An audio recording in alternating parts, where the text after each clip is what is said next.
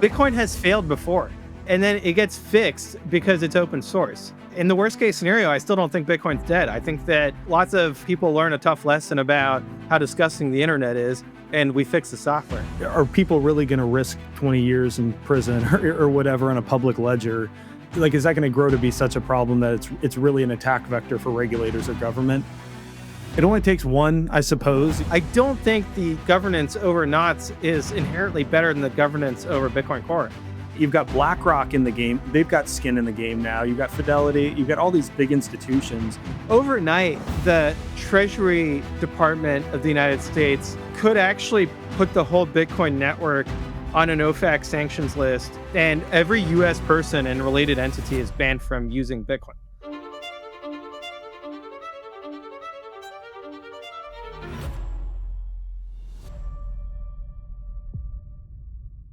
Hey everyone, Michael here with the Bitcoin Way podcast. Today on the show, I have OG Pierre Rochard on. We talk about knots versus core basically the entire time. Very interesting discussion.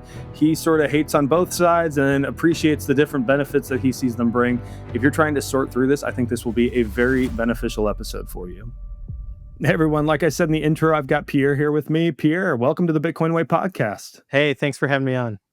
Yeah, I'm looking forward to this conversation. So I want to start at the most basic level. We have had this core versus knots debate. Twitter, X is absolutely heated. Everyone's yelling at each other, calling each other all sorts of ridiculous names.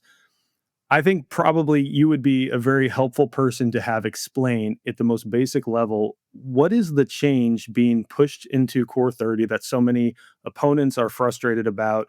And could you maybe, to the best of your ability, articulate for a Core 30 proponent what it is that they're trying to accomplish with those changes? Yeah, okay. So I think that's a good place to start. So one is that they are changing the default for a mempool policy. And what this policy says is that if your transaction has an output in it with an op return script operation with a size greater than, I think that historically it's been 40, it's been 80, and then some argue it should be 110 or 120. But Bitcoin Core developers have decided to release version 30 with basically no limit. It's from a mempool policy perspective, but the limit from a consensus rules perspective remains in place, which I think is 100,000 bytes, if I remember correctly. And so it's a massive increase compared to where the mempool policy was. The mempool policy is really what do Bitcoin nodes relay in terms of new transactions that are in the backlog to get into the next block. And the argument from the core perspective for why it makes sense, why this change makes sense at all, is that the goal is to have the policies for the mempool to be as close to the consensus rules for what could end up in a block. Because any kinds of differences between those two sets, the block controls.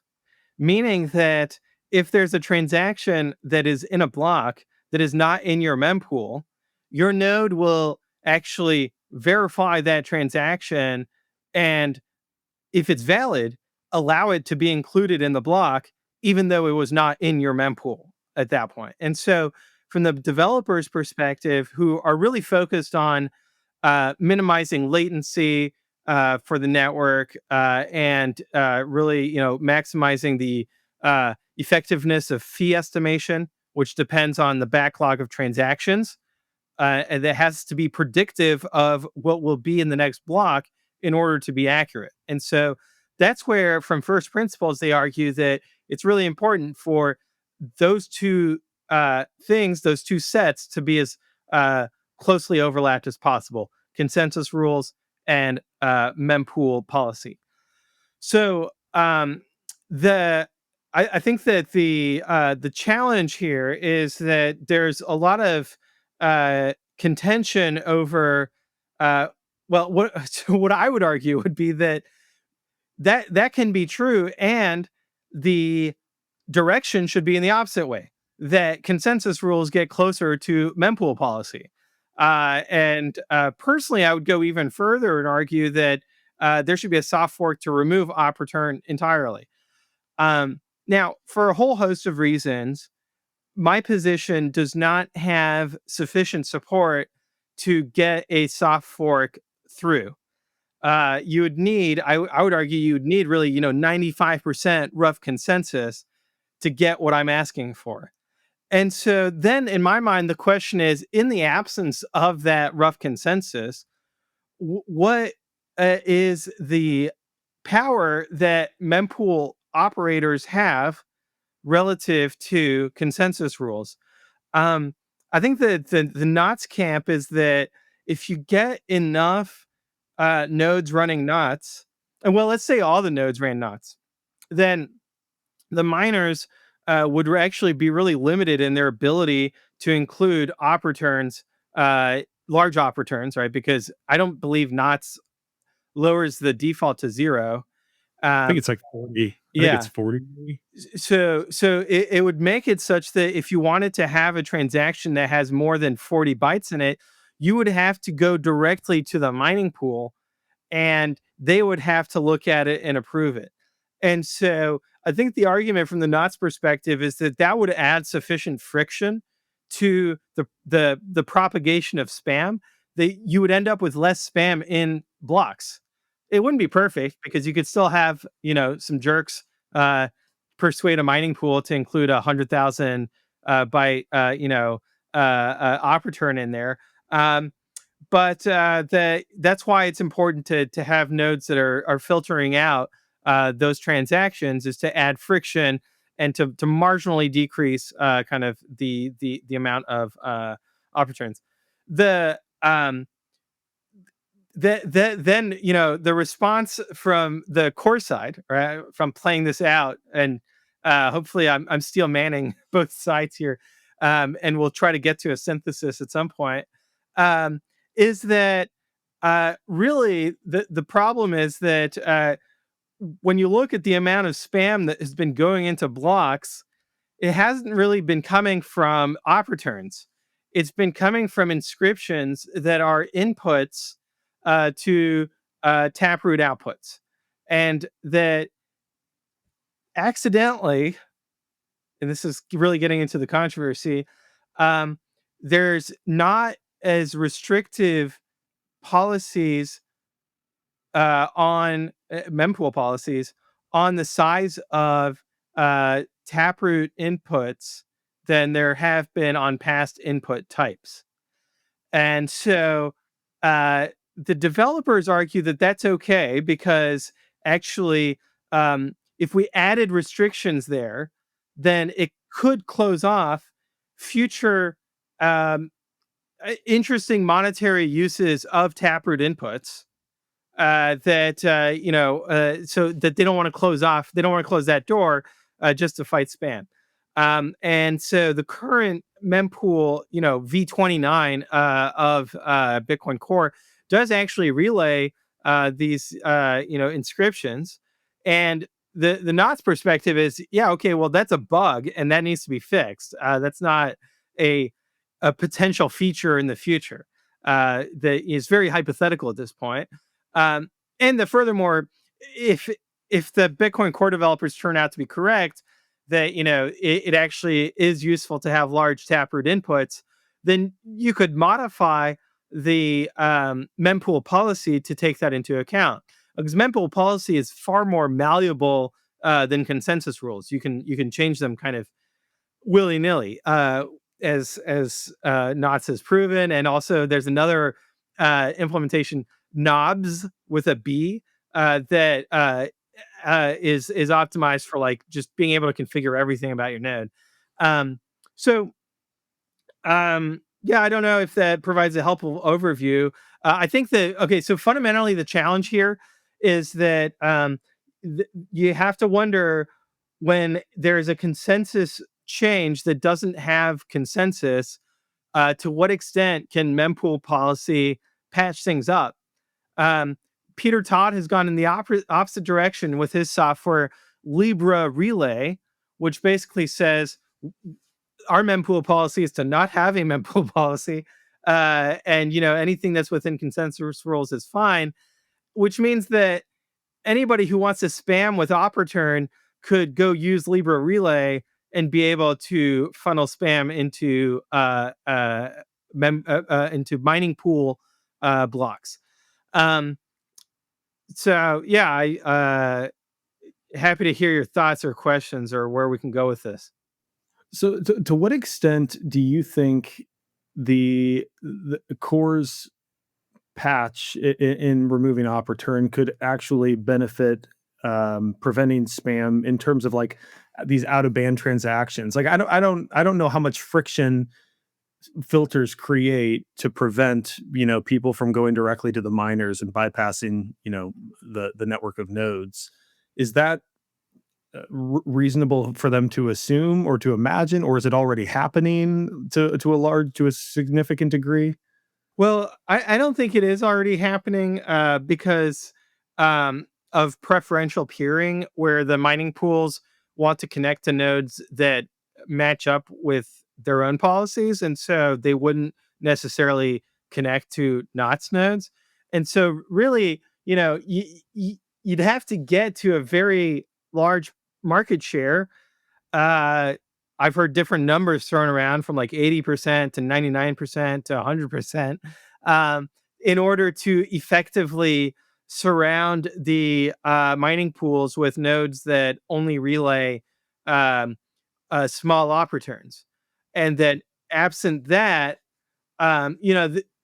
you might say, like, oh, well, 30% of the hash rate is is a great win, in the sense that that means that we get 30% less spam, and that you're not necessarily trying to aim for perfection here. We're really just trying to mitigate the impact of spam and make room for monetary transactions that want to pay a low fee.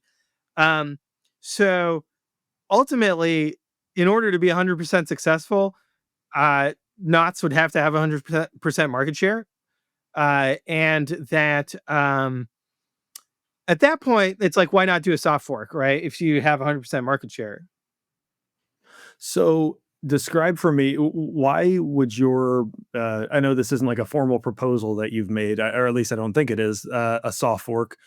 Describe for me why, if everyone agrees we want less, because this is where I'm a little bit skeptical, because I'm Yeah. a philosophical not supporter, not a technical not supporter, I would say.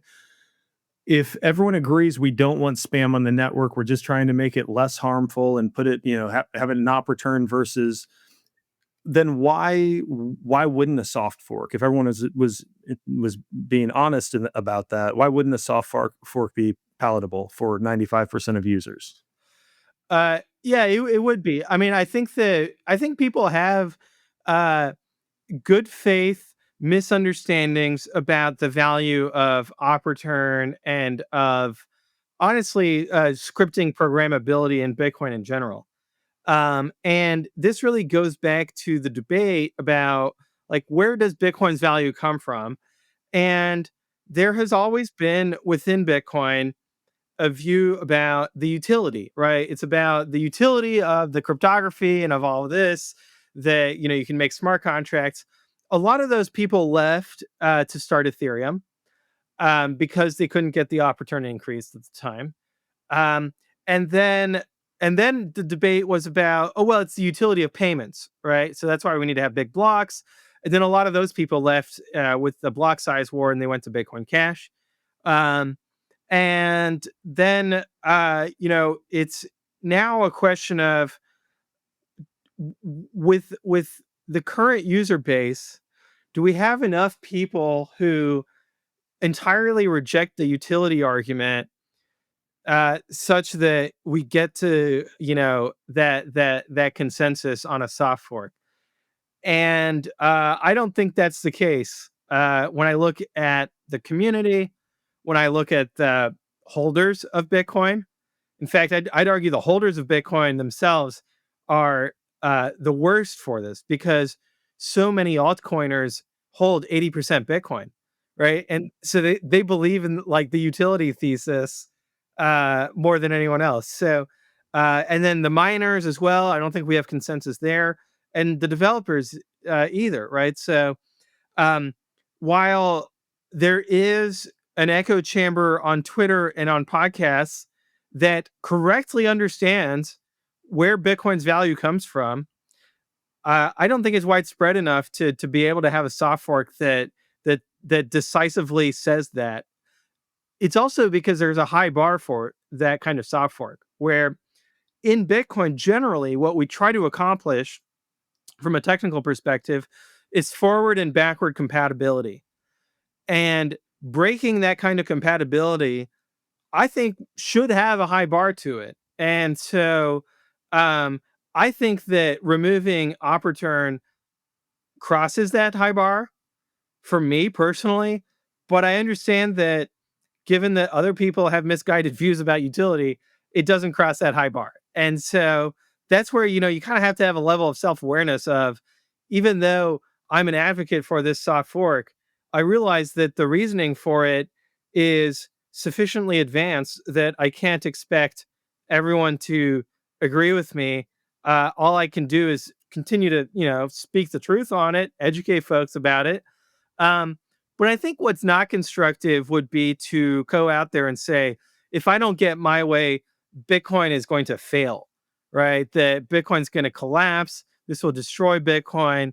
I think that those are really irresponsible statements, and that I am comfortable stating that if I don't get my way, I think Bitcoin will continue to succeed despite the spam, despite, the higher cost of running a Bitcoin node, despite the higher transaction fees. I think Bitcoin will continue to succeed. It's a shame that we have spammers to begin with. It's a shame that we don't have consensus on how to make their lives as hard as possible. But Bitcoin is going to continue to succeed. Yeah, I would say that's where I sometimes part ways with the Knots camp. Is I've grown to believe that this is not like an existential threat.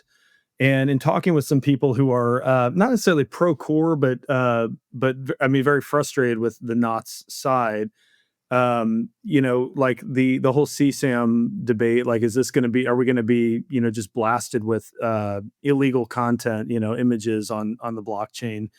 Is are you gonna are people really gonna risk 20 years in prison or whatever on a public ledger?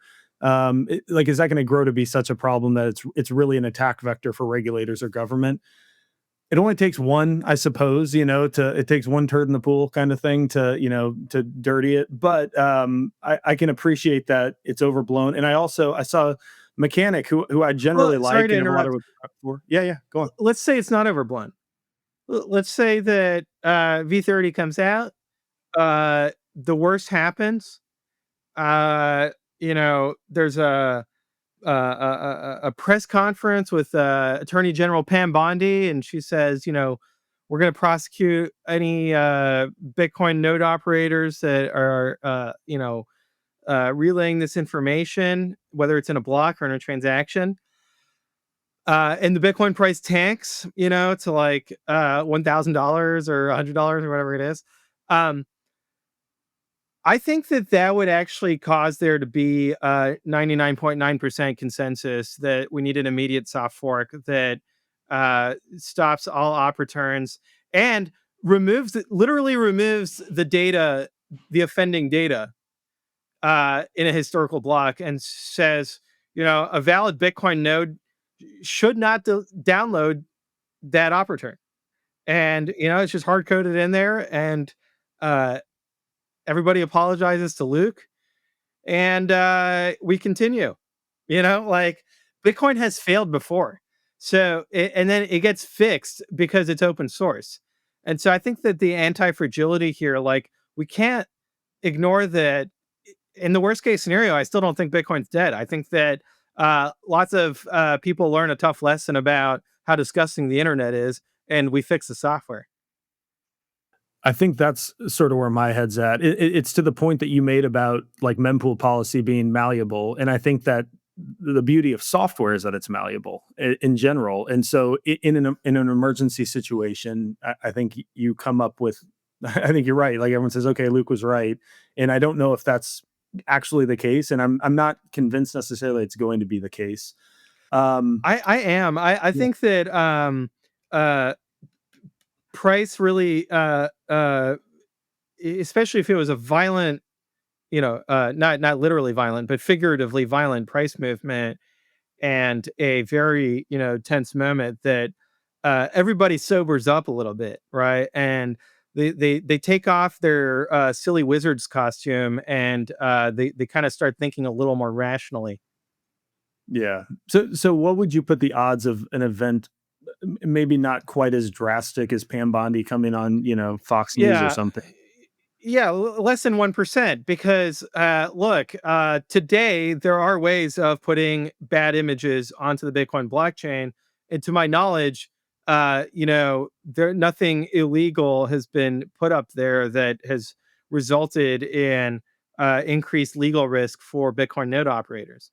And so I really don't put a whole lot of credence on the idea that op return is such a dramatic easing of being able to put bad information on it. And that, look, I think that there's a lot of very sophisticated internet trolls out there who, uh, you know, whether it's because they're operating a competing blockchain, or because they work for Elizabeth Warren, that they would do a false flag attack on Bitcoin today, or 2 years ago when ordinals and inscriptions came out, that they could have uploaded anything. And I think that one of the reasons what stops people from doing this is that um, it's very hard to kind of make sure that you cleaned up your trail, right? And that it's not going to get traced back to you. And so, if you're trolling and you're putting bad data on the blockchain, and the FBI like pulls on some threads, finds some IP addresses, searches your hard drive, searches the cache, you know, all of these forensic analysis that they're experts at, right? They're like world experts at finding these disgusting people, and metaphorically throwing them into the wood chipper. Uh, I think it'd be a horrible idea to destroy your life just because you thought it would be a fun troll to upload this to the blockchain. Yeah, yeah. No, I tend to agree. At the same time, I see that at some point that could happen, and I would be some crazy person might try to do it. They have nothing to lose, or just don't care. They think they're smart enough, and I would be curious. Well, I'm not curious. I don't want to find out, but I would be curious how that would play out. In terms of attention from government. I would have to Well, imagine though that you've got BlackRock in the game. They've got skin in the game now. You've got Fidelity. You've got all these big institutions. To what extent are they willing to make Larry Fink look like an idiot for getting into Bitcoin because of one bad actor's, decision to do something like that? It feels like it would be handled more delicately than we're coming after node operators, at least in the short term. sure, yeah. I think that that more delicate approach has been tried for a very long time, of um, essentially creating reputational damage around Bitcoin and saying, drug dealers, ransomware, foreign adversaries, North Korea hacking, OFAC sanctioned transactions. You know, um, there are very stiff criminal and civil penalties for, these illegal images. There are also very harsh penalties for facilitating OFAC transactions. And it's an area of law that is actually kind of open to interpretation in a gray area, where overnight the Treasury Department of the United States could actually put the whole Bitcoin network on an OFAC sanctions list, and overnight say everybody's banned. Every U.S. person and related entity is banned from using Bitcoin. Um, they have that red button on their desk, and they've had it since Bitcoin, since 2009, right? And there's lots of you could ask yourself like, why have they not pushed that button? One is that they don't see Bitcoin as an existential threat. Uh, the other is they might actually see it as an opportunity. So uh, lots of different motivations for why they wouldn't push that button. Um, but you also have to look at and I recently did this analysis. I scanned the whole blockchain for all of the OFAC sanctioned addresses to see kind of the prevalence there. If you did that, you would notice that there are US based, US regulated Bitcoin mining pools that include transactions that are either spending from or to OFAC sanctioned addresses. And that under some different interpretations of current existing regulations, what they're doing is really uh, open to criminal liability today. And so, you could argue that what they should do is leave those transactions in the mempool and let foreign mining pools include those in blocks. And then, building on top of a block that has an OFAC sanctioned address is very different than earning a transaction fee from it and voluntarily including it in your own block, right? If you think about kind of the degree of involvement, where because if the U.S. government said you can't build on top of a block that has no OFAC sanctioned transaction, then they would effectively be banning Bitcoin mining in the United States because probabilistically you have to do that. But as a practical matter, the U.S. government could ask U.S. mining pools to voluntarily, or by law, to mandatory to not include transactions that are OFAC sanctioned, and to allow those transactions to be included in foreign blocks. The reason why they don't do that, I think, is twofold. One, in a way, they would be telling, let's say, a U.S. mining pool to give that transaction fee to an Iranian miner, which would also be sending funds to a sanctioned entity. So Yeah. they kind of have an obligation to take that fee for themselves, right? And to prevent a foreign adversary from benefiting from that transaction, which is kind of paradoxical. The other is that when the U.S. government thinks about OFAC addresses, really what they're talking about is the fiat on and off ramps that are FinCEN regulated, and what they want to accomplish is when when somebody sends Bitcoin from a sanctioned address to a regulated exchange or broker, that regulated exchange or broker freezes those Bitcoin on the platform and notifies law enforcement so that law enforcement can seize those Bitcoin, right? And so if a Bitcoin miner, if let's say all the Bitcoin miners censored those transactions, the Bitcoin would never reach the regulated entity. And so the government would never have the opportunity to actually seize the Bitcoin, right? Because you're basically saying all sanctioned Bitcoin have to remain in self custody outside of the US's ability to seize them, which would also be very paradoxical. And so um, I think that the relationship between Bitcoin and regulators and law enforcement is far more regulated, or sorry, it's far more nuanced than just saying if somebody does something illegal on the Bitcoin blockchain, then unbounded criminal liability attaches to everybody who's running a node or is mining Bitcoin. Yeah, yeah, that makes sense. Could you imagine having to be a public miner explaining this to the judge and explain to them how like the mechanics of all of this and why they're not guilty? I mean, and maybe you had some Yeah, experience yeah, thinking no, about that. they've had to explain more complicated things to judges. I mean, it's not like I think well, the beauty of our legal system here in the United States is that a lot of the clerks that work for the judges are very young. They're fresh college graduates in many cases. Sorry, law school graduates, and so they're younger than we are, and they are uh, obviously more tech savvy than older generations, and they're the ones that the judge is really relying on to make a good judgment. And so It's we saw this as Bitcoin miners in Waco, Texas, when we sued the federal government because the federal government was trying to dox our electricity providers. And the judge's rulings and the interactions in the courthouse, I felt like they displayed no shortage of understanding of the truth in the matter. So I think that I'm not really worried about that, but it obviously that comes with real litigation costs, right? Like you still have to hire attorneys, and you still have to fight it, right? I think that as Bitcoiners, it's very easy to fall into the trap of let's say like you've got 5-year-old children playing soccer against a FIFA national team, right?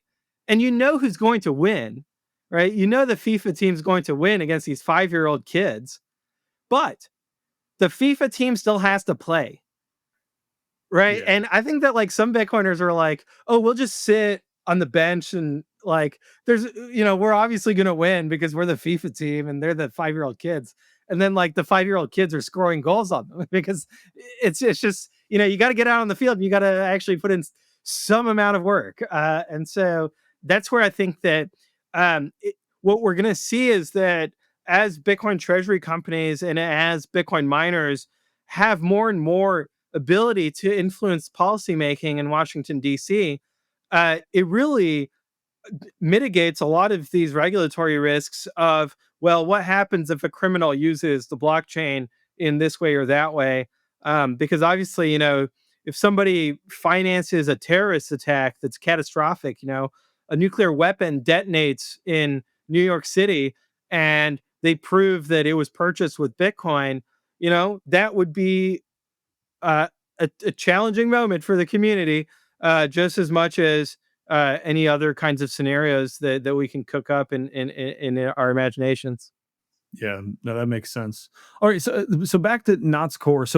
I've seen you kind of bat back and forth with Luke Dash Jr., and I would be curious to hear what your specific complaint. And I think I'd probably share at least one sentiment with you, but just in maybe more broadly, what is your issue with the way that it's either being framed, communicated, or perhaps even the technical solution that Knott's proposes to address? I think that Luke is overselling the effect of nuts over what's going to happen, and that it's kind of setting up people for disappointment. Of, oh, I'm running nuts. Like, why are we not keeping all this out of the blocks? And oh, they're just ratting around us and kind of demoralizing or further radicalizing them in a direction that's not productive, rather than being transparent and honest with people, which is that, hey, this is a really imperfect solution. It's not the end of Bitcoin when there is spam on the Bitcoin blockchain, um, but that we have to keep pushing in this direction of doing everything in our power to mitigate scams and spam. Um, and that really, the the argument that should be made, I think, is the economic argument, which is that this spam is making running a Bitcoin node more expensive, and it's making sending a Bitcoin transaction more expensive, and that is against the user's interests. And that it's really incumbent on us to uh, do everything we can, including a soft fork, in order to go in the right direction. Now, I also think that Knots comes bundled with a bunch of other changes. Okay, I was doing a comparison, line by line of the different changes that Knots doesn't make to the Bitcoin code base compared to Core. Um, and that's fine. Everybody's entitled to, it's open source. They can run their own project and all of this. Um, but to kind of go out there and promote an implementation using inflammatory rhetoric and exaggerating the impact of that implementation on the problem that is being described, and kind of downplaying the risks of running an implementation that frankly just has less code review than Bitcoin Core, um, doesn't sit well with me. Hmm. So, by the way, on that topic, are there other attributes of knots that you noticed or identified that are materially different from core that you would say, I think knots users should be aware of this. They might not want it, or is it more trivial stuff that probably a filters proponent would appreciate about knots? Yeah, I mean, it's very much focused on configurability, and I don't have anything against the changes. What I have against is thinking through maybe unintended side effects, right? And so that's where I think that from a software engineering perspective, you do need different sets of eyeballs on changes that are thinking through different angles to anticipate what, as a layperson, I'm not a C++ wizard by any means. I can read C++, but to think adversarially about C++ is a specialized, skill set, and one that frankly is very concentrated in the Bitcoin Core project. Um, and so I think that that's, it's not like there's a specific change that I'd point to and say this is going to cause problems. It's more that you want to be thinking about the governance of the project. And there's plenty to criticize on the Bitcoin Core side with regards to governance. I won't take that away from the Knots proponents. But to go from, hey, look, they don't communicate very well over at Bitcoin Core, and therefore I'm going to go use Knots. I think maybe at the very least use both. But the problem with using both, which is what Luke Dasher pushed back on, he needs 100% market share. Okay, if everyone uses both, he only has 50% market share. Hmm. Do you think that there? So the other thing I look at the folks. So first of all, I'll concede with you on the not side. I'm unconvinced that Core 30 ends everything. And to your earlier point, I think even if it did lead to some dire consequence, I still think disaster can be mitigated.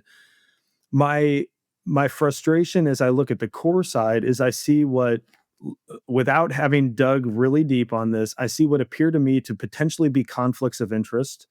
I see people who I would, and I hate to, be this Puritan, I mean, I'll take the toxic Bitcoiner claim, but this Puritan type, I see people who I associate with scams, or they're scam adjacent at least. And the fact that they are so heavily pushing this change makes me wary of what the negative externalities of Core 30 could be.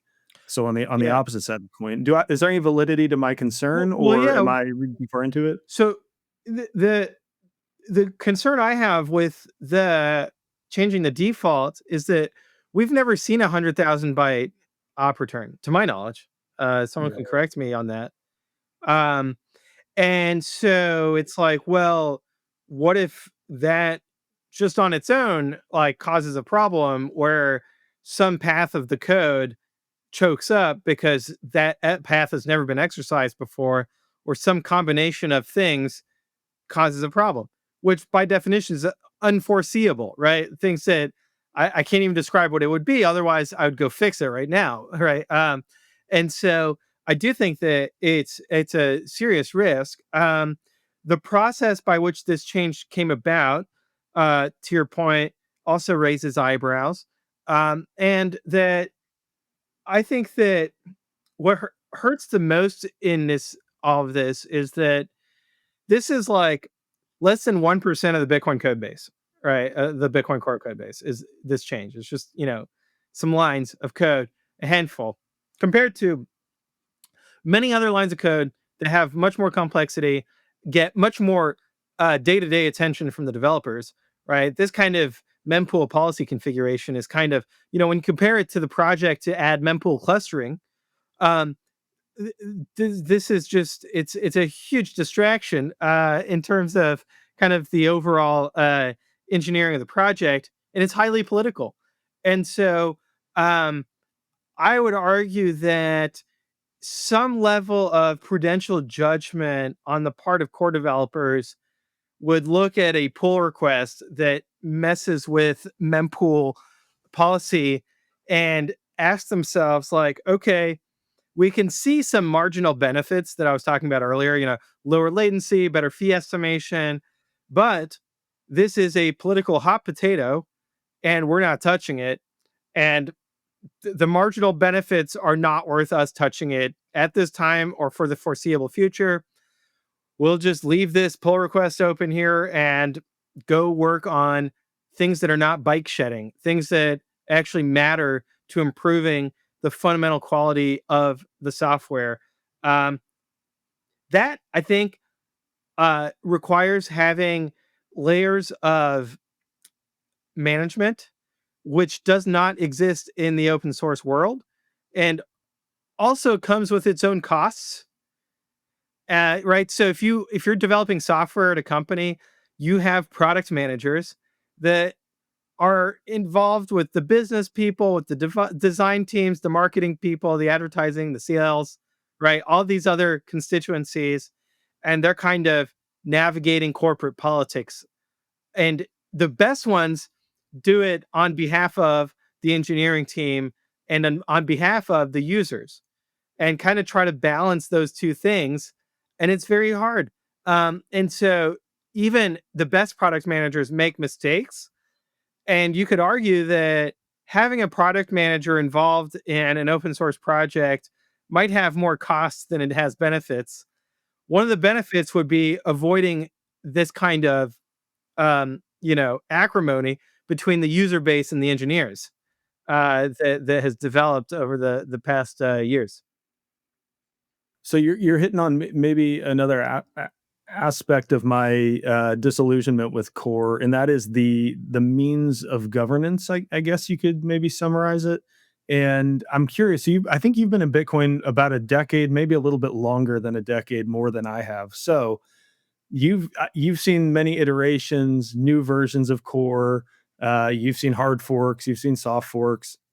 How should and by the way, I guess maybe my direct question is what you just described what they should have done? Like, you believe that they made a mistake touching this hot potato as they did, or you're just saying hypothetically that's something they could have considered, or you think Yeah, that was no, a I think they made a mistake. I think they did. And that it's look, everybody makes mistakes. Like, so I would combine that with, we've never had a better Bitcoin Core developer community and team and set of contributors. And so those two in terms statements of can be true at the same talent, time. in terms of talent breadth? What do you mean by All that? the above, all of Yeah. the above. And so I think that the code base, broadly speaking, is in better shape than it's ever been. And I'd only point to, like, literally, like, two lines of code of, like, disagree with that, of data carrier size default, or its existence at all. But the that would require adding some code to do a soft fork. But all that to say that you can have two thoughts at the same time of, this was not handled correctly, this was a mistake, and there's not really any better alternative. I don't think the governance over knots is inherently better than the governance over Bitcoin Core. Like, Luke Dasher is not immune from making mistakes as well. He too is a mere mortal like us. And so I think that it's kind of, we just have to stay humble from a software engineering perspective, that Bitcoin Core contributors, first of all, it's a constantly changing set, in the sense that, like, who was it 10 years ago is different than who it is today. Um, and past generations of Bitcoin Core contributors have gone by the wayside, and they're contemporaries. So, like, if you look at, Gavin Andreessen and Jeff Garzik are no longer Bitcoin Core contributors. They were contributors at the same time as Luke Dasher and Peter Woolley, and who both are still Bitcoin Core contributors, right? And so there will be turnover. There will also be continuity. there'll be new faces. But I think to say like, oh, I'm disillusioned with Bitcoin Core, and so like I don't like them anymore, is kind of just uh, group punishment over a mistake that arguably is more of an optics mistake than a technical mistake. We'll see about that, right?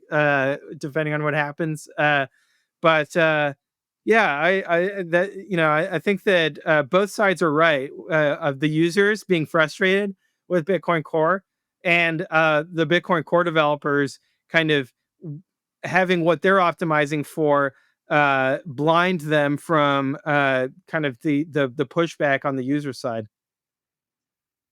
To what extent then, see, you agree that it was a mistake, to proceed with this. To what extent, because what I'm trying, the only two variables I can wrap my head around that might affect should they have proceeded is sentiment. Like, I think the fact that people are migrating to knots over this change, Yeah. or appear to be, and it seems to be organic. I'm sure there are some people spinning up multiple nodes and that sort of thing, but in general, Knots seems to be gaining a lot of ground. And then, like, the sentiment online, which I would point to X specifically. Obviously, that's not indicative of all users everywhere across the globe, but it's not nothing. It's, it's something to point to. Like, how should they go about seeking some level of consensus, and what level of consensus should they be seeking in order to make a change like this that might potentially be contentious? Yeah, so I think their only criteria in this is technical correctness. Of is this the correct like Is that change? precedent? Is that precedent? Is, like, historically, is that precedent technical correctness, or is that what they've just chosen to use as their barometer this time? Uh, so I think that that's what they're aiming for, but and that's what I would argue they've always aimed for. The problem is that the inputs to that technical correctness change over time, right? So we inherently learn more about the world. From their perspective, they've learned that the limit on op-return is useless because of taproot inscriptions, right? And that even, let's say taproot inscriptions had not happened, if it was just SegWit inscriptions that had gone viral, with the introduction of ordinals, I think that they would have come to that same conclusion. So I don't think that taproot was necessarily a mistake either. You could also go further and argue that even without the witness discount, the spammers would have still used SegWit inputs to add inscriptions, and so it's. But we're really, then this is where I start disagreeing with the Bitcoin Core people, is on the marginal cost of spam. I think that every time you make it cheaper to spam, you get more spam, right? But the in terms of technical correctness, I don't think that there's like I think that's what they are continuing to pursue in good faith. I think that what they have to start to include as well, there's a parallel with the Supreme Court. So if the Supreme Court looked at cases purely from technical correctness perspective, they would um, not factor in uh, reversal of precedent, right? So but they do that, and they call it stare decisis. Yeah. Basically, like, if we ruled this in the past, there's actually a higher bar than technical correctness. There's like, oh, there needs to be like a really strong reason for us to undo this precedent, and you could argue the same thing in Bitcoin Core, that I think is underappreciated by the core developers for the most part. They'd obviously have counter arguments to that, but I would also make that same argument to the maintainers of knots. Okay, so Yeah, it applies broadly. yeah, No, I think you're hitting on an interesting point there, because I think the reason I would value precedence is because part of the value prop of Bitcoin is, um, largely, when you buy when you exchange fiat for Bitcoin, you are not just alternating out of one asset into another, but you are also putting, like, you're voting with your wealth into something that you think is relatively unchanging. You Yeah. understand Now, there's going to be a maintenance and all of right. that, but and now we've got billions in ETFs who people bought. Now, I'm not suggesting that the people buying ETFs generally understand what's going on here and that what we're Well, talking it about, could but potentially impact yeah, their financial exactly, prospects. But exactly. look, I think that the core counter argument to what I just stated about their change on op return is, well, in which way do you want to go?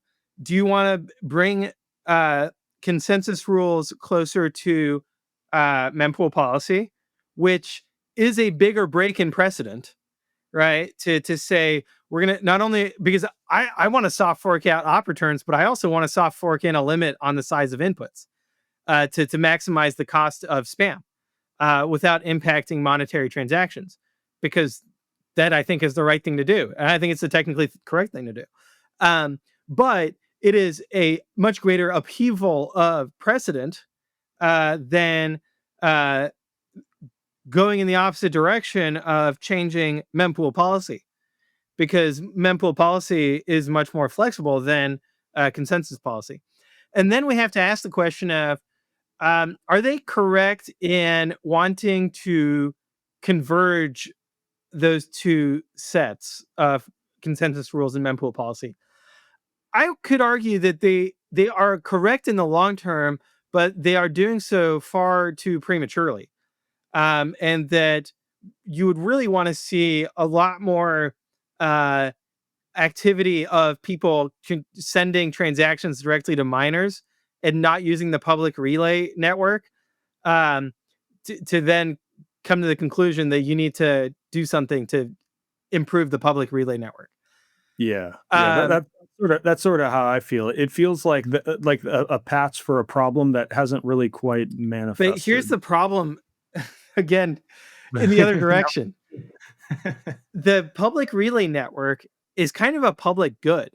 And you could imagine a world where nobody runs a public mempool and all transactions are submitted to miners directly. And you don't know anything about price of the next block. It's all privately negotiated behind closed doors, which I think is what Bob Burnett from Ocean wants. And that uh, you also have no permissionless way of submitting transactions and publicly broadcasting them to attract new hash rate does not exist. And so I think that there's a real strong argument for node operators that we want the public relay network, we want to maximize its value for Bitcoin miners so that we minimize the development of private relay. Because if private relay takes hold, and we might never get public relay back. Mhm. Okay, so there is one sort of well, actually, no. Let me take a step back real quick. I want to ask you a question about censorship, because that's part of the debate. Is everyone's throwing around the word censorship, and then the filters folks argue that we've always had filters. We don't care what you spend your Bitcoin on. We care that it's a monetary network. It's not a network full of spam and JPEGs. Do you buy it? We haven't talked about censorship since in the last hour. I'm curious, do you find what knots does to be censorship, Well, or do you feel like it, yeah, or do you feel like it's just we have different thresholds for which we're willing to fight for a monetary network versus a network full of spam? um, we have talked about censorship, right? So when I was talking about the OFAC transactions, for Oh, yeah, example, yeah, yeah. Yeah, I right? guess that's right. Yeah, no, we've maybe I didn't use that word, Yeah, but yeah, no, no, you're right. I also The think the that, dialogue on X, though, of yeah, you want to censor my transaction and it's none of your business what that transaction I've is intentionally very not used that word because I don't think it's censorship in any direction. okay. Um, and so when a mining pool decides not to include a transaction, as long as they're doing it voluntarily, then it's not censorship. If the government is forcing them to do that, then the government is censoring that mining pool. But they're not censoring the Bitcoin network if the government doesn't have the ability to prevent another mining pool from including that transaction and from other mining pools from building on top of that block. And so the idea, like, I would argue that the sense the the Bitcoin network is censorship resistant. Individual participants on the network are not at all, right? That's the value of being decentralized, right? If individuals were censorship resistant on their own, then what would be the value of Bitcoin at all, right? Or of decentralization? It wouldn't have any value, right? So it's a really interesting paradox where the censorship resistance is kind of the sum of the nodes, the sum of the miners. It's the permissionless nature of the network, right? It's an open network, so um, I don't think individual participants can do anything that I would describe as censorship. Um, if the U.S. government said, "Hey, look, like globally speaking, nobody in the world is allowed to mine these Bitcoin transactions, and we will, drone strike your mining facility if you do that," and that transaction it's stuck in the mempool because no mining pool will include it in a block. That transaction, after let's say 100 blocks, is being censored, right? And really, we've reached a point where Bitcoin is has severely degraded in its censorship resistance that we're not even able to attract new hash rate to get that mining fee paid to them. And then the exception. So in general, I think I agree with you. I might summarize it as it's one thing if a centralized entity chooses to block certain types of transactions. To me, that's censorship. You call it the government. But if individuals choose using their own hardware and network and resources uh, to not relay certain transactions, it's not censorship. The one I guess the one place I might sympathize a little bit with, there's a band of the core camp that are like the hardcore privacy advocates, who my understanding, I don't really get the mechanism by which this happens, but they view it as censorship that their coin joins or certain privacy oriented transactions might be filtered out through knots, and so many of them are like blocking knots nodes, from what I understand. Do you know much about that, or is that something you could speak to? Well, I mean, they are free to peer with other nodes to avoid that problem, but um, that's not. I don't think that's censorship. I mean, the Knots people could say, "Hey, you're censoring the Knots nodes," right? It's like, where does it end? It's just a loaded term. Yeah. As long as it's voluntary activity, I don't see a problem with it because the big blockers they would say that, oh, you're censoring big blocks, right? You're rejecting them. It's like, well, look, like everybody here is voluntarily doing that. The government Yeah. didn't force us to make that decision. Um, and so part of decentralization is self sovereignty, but also that you're not the sovereign over others. And so you kind of have to, on some level, accept other people are going to do what they can do within the constraints of the system. It's like natural law playing out in the digital realm. Yeah. So Pierre, I guess my last question, and you sort of answered this, I think. If you had full control of the code and everyone had to run your implementation, is the answer you would soft fork, you would address the spam issue, sort of more of a root cause level, remove op return entirely? Is that sort of the Yeah. approach that you would take? I mean, yeah, and I could go further and say like I'd make sure that the standardness rules for monetary transactions are consensus rules and not just mempool policy. Um, the That would mean that I would need to continue to be in control though, because when there's improved monetary scripting technology that becomes available and that we need to add that to Bitcoin, that because of the soft forks, that could need to be a hard fork. And this is kind of the challenge for the Bitcoin core developers is do you do you cut off future things by doing things today to cut off spam? And that they have to be long-term stewards of the protocol and kind of try to maintain the uh, the options on the table to be able to address things like quantum, right? Like that's not FUD, okay? Like quantum computing is something that will have to be worked on over the coming years and decades. But there's going to be other challenges as well, and there's very strong trade-offs if we're decentralized.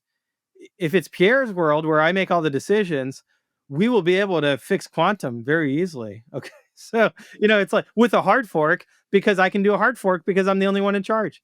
Yeah, yeah, yeah. No, that's the funny thing is I think that probably best the best solution might be a hard fork where we just remove any opportunity for spam to ever touch the blockchain. But you need such we're at a place, to my earlier point about we've got a zillion people who own ETFs who are dependent on Bitcoin as is to a large extent. You have to sort of honor the fact that people are in Bitcoin in various ways. Okay, so come October, whatever it is, I don't know the date. Are you running Core 30 or are you sticking to 29? You running knots? What are you thinking? So I run a patch set over core. I don't even know which version because I haven't rebased recently for my analytics node. What I will do is rebase onto version 30 and set data carrier size to 0. I mean, th- like I feel like um the that's the one part I disagree with the core developers on, and I can go fix that. If they remove the configuration, then I will add to my patch set the configuration back to keep it, and I'll just keep rebasing off of future Bitcoin Core versions. Okay, beautiful. Okay, last question for you. If and as I said, if you could go a different direction than Knots versus Core, I'd love it. But what's an unpopular opinion that you have? You get bonus points if you offend some Bitcoiners with it. Yeah, I mean, look, I think this is the most unpopular opinion is that Bitcoin treasury companies can, over the long run, financially outperform spot Bitcoin. And I think that it's unpopular because we want to believe that doing the right thing is ultimately the most profitable thing. And that if there's, and that if doing the right thing is self custody, then that kind of takes off the table investing in a Bitcoin treasury company. And so it should necessarily be the case that these treasury companies are going to financially underperform Bitcoin, spot Bitcoin. Um, but because of the leverage that they have access to and the terms they have it on, I think that that's where that kind of breaks down. And so that means that you have to then do a calculation of, okay, I think the long-term Bitcoin treasury companies are going to outperform spot Bitcoin, but at the cost of I don't control my own money and I'm sacrificing self sovereignty in order to increase financial return. And what is my trade off from a subjective preference perspective between my own self sovereignty and how I want to self custody my Bitcoin um, versus the opportunity of outperforming it with leverage and the risk of trusting a third party to custody the asset and to manage the whole structure and all of that. And so that's where I think that obviously in the end that's just going to be different for different folks. Um, but being clear eyed about the fact that um, spot Bitcoin being the benchmark is great. It also means that there's a lot of people that are motivated to try to outperform that. And the way I think the only reasonable way to do that is with some amount of leverage that avoids the liquidation risk along the way, but also mechanically does financially outperform Bitcoin. Interesting. Yeah, the way I've sort of seen it, because I view Treasury like I'm generally disinterested because I'm not an investor. Like I'm a saver, and like I don't understand the mechanics enough as I'm sure you do. The way I've sort of maybe come to appreciate it is, first of all, there are untapped pools of capital, I think, that just don't have the option of or self sovereignty interests of spot Bitcoin. But also, you do have people who say, maybe I want to save 80% of my money in Bitcoin, but then I want to see if I can outperform. And I understand it's either speculative or it's a longer time horizon that I might have to wait or what have you. So while it's not something I personally get excited about, I understand that you've got professional investors and people who do understand the mechanics who, might have an interest in that. So awesome, Pierre. Well, hey, in the interest of your time, why don't you just tell people where they can find you? Thank you again so much for coming on. Yeah. It's been a blast. On X at Bitcoin Pierre. Thanks for having me on. Of course, Pierre. Good talking. We'll talk again soon, I hope. Yeah, absolutely. Cheers. And that's a wrap. Again, I hope you enjoyed my conversation with Pierre. Do me a favor, leave a comment. Tell me what you think about this discussion, if it changed your mind on anything. I think this was absolutely fascinating. Go follow him on X as well. Of course, if you're enjoying the show, leave a comment, like, subscribe, share this with a friend. We would really appreciate anything to help feed the algorithm, of course. And if you need help taking your Bitcoin into proper 100% self-custody, go to thebitcoinway.com/podcast, schedule a free 30-minute consult with a member of our team. We can also help you with online privacy, setting up a privacy phone. We have an awesome Plan B residency in Panama that is getting incredibly popular as tyrannical rulers all over the world make terrible, terrible choices for their citizens. We can help you spin up a bidax, all sorts of cool things. Again, thebitcoinway.com/podcast. We hope to hear from you soon. Until next time, stay safe, stay sovereign, and remember, the yield on Bitcoin is freedom.